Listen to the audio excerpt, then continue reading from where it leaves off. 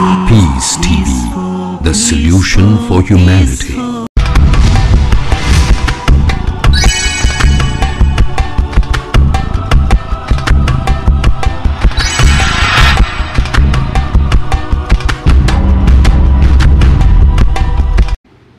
One lakh 35,000 crores is the rupees that the Indians have taken loan to buy a dream house. Dream house. And same with the other sectors also. The personal loans, besides the housing loans, we are talking about the personal loans as well. The educational loans, the loans for getting your daughter married, the furniture loans and the loans for vehicles. And if you put up all the rest of the loans, the amount reaches to 2,58,000 crore rupees. We put both the loans together, it reaches around 4,00,000 of crores of rupees. The Indians on individual capacity have to pay the financial people, the financial institution from whom the money has been borrowed. The conventional economic system is a systematic legal way of robbing people's money. Systematic legal way of robbing people's money. Do you know that last year when the share market crashed globally, the financial institutions, they pulled back the money from Indian share market and the other countries as well. Quite a huge amount was pulled from the real estate sectors also. Now I'm telling you why the rates of the flats and the apartments are still high, especially the people of Mumbai and other big cities. I'm explaining it to you. Listen very carefully. So when this financial institution, they pulled back $20 billion invested in Indian share market. According to Ajit Dayal, he's an author in Quantum Asset Management Company. He writes in the DNA, Daily News Analysis. He says that after this money was pulled up, share market experienced a crash of around 60%. It came down, it fell down.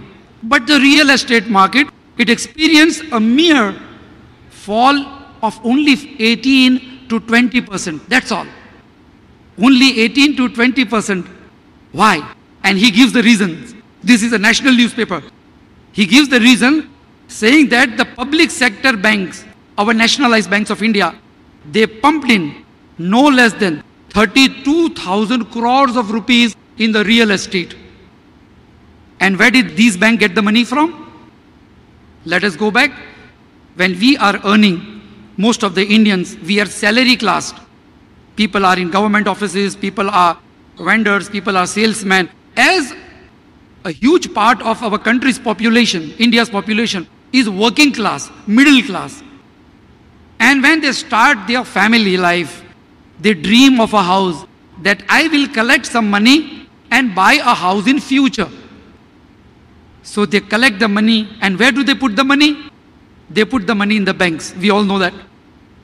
They put the money in the banks so that their money will be protected. But Robert Kiyosaki, the author of Rich Dad, Poor Dad, in his book, The Prophecy, he says that what if the bank turns out to be a robber? If the bank robs your money, what happens? And he gives the example. So we go back again to the same statement, that when we put our money in the bank, what do? They pick up the money and they approach the builders and they invest or they give loan to the builders. Now the real estate, they have a lot of money. So there is no need for them to fear the crash. There is no need for them to lower the prices of the apartments which people require desperately. Our population is growing. We require wealth. We require properties. But they are holding the price because now they have enough of money. On the way, while the construction goes on, and when the work is delayed because of certain reasons, as it happens, on the way, the builder, they feel a stress, a pressure of the interest that they have to pay to the bank. So even if they want to sell their properties at a lower rate, they cannot afford because they have to pay huge amount of interest to the banks. So now on one hand, we have the rates of the properties on a high scale, and we are waiting for the property rates to come down because there is a crash in the share market. So we think rates will come down everywhere. It doesn't happen, because our own money, which we had saved to buy a house, is being given to the builder to prevent the rates from falling down. So what happens on the way? The bank comes out with an advertisement. Your dream house, easy money installment. And people, out of greed and haste, they fall into the temptation. They fall to go and take loans. And this is the huge amount of loans that we Indians have taken. We are burdened. Now what happens is that people are not taking loan because the rates are not falling down. They are waiting for the rates to fall down more. So the banks, they put another advertisement. Very smart players. They put another advertisement inviting the people to take loans more frequently. They lower down 0.5% of interest or 0.25% of interest.